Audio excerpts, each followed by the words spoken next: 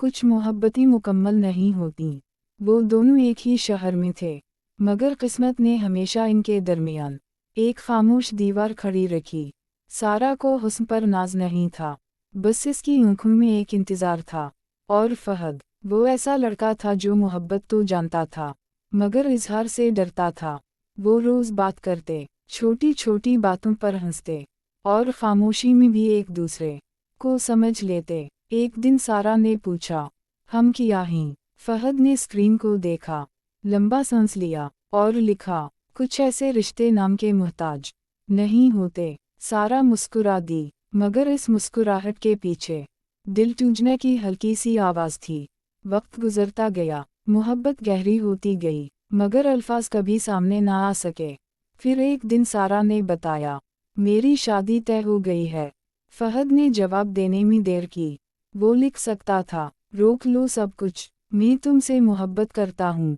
मगर उसने सिर्फ इतना लिखा, खुश रहना। वो रात फहद ने सारी जिंदगी में पहली बार रो कर गुजारी, और सारा ने पहली बार महसूस किया कि कुछ खामोशियाँ जिंदगी भर का शोर बन जाती हैं। शादी के बाद सारा हंसती थी, बातें करती थी, मगर आईने के सामने अकेली होकर रो पड़ती थी। और फहद, वो हर नई लड़की में सारा को ढूंढता रहा, और हर बार नाकाम रहा। बरसों बाद एक इत्तेफाक ने इन्हें दोबारा मिलवा दिया। सारा के हाथ में चूड़ियां थीं, और आंखों में थकन। फहद के चेहरे पर मुस्कुराहट थी, और आंखों में अधूरी कहानी। सारा ने आहिस्ता से पूछा, तुम खुश हो? फहद ने जवाब दिया, हाँ, बस कभी कभी दिल बहुत खामोश हो जाता है। सारा की आंखें भर आईं। वो जानती थी, ये खामोशी उसी के नाम थी।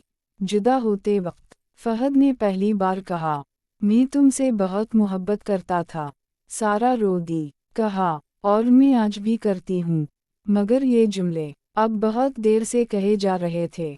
वो दोनों वापस अपनी अपनी जिंदगी में चले गए, जहाँ सब कुछ था सिवाय एक दूसरे के। क्योंकि कुछ मोहब्बतें मिलकर नहीं, छूटकर हमेशा के लिए दिल में रह जाती हैं।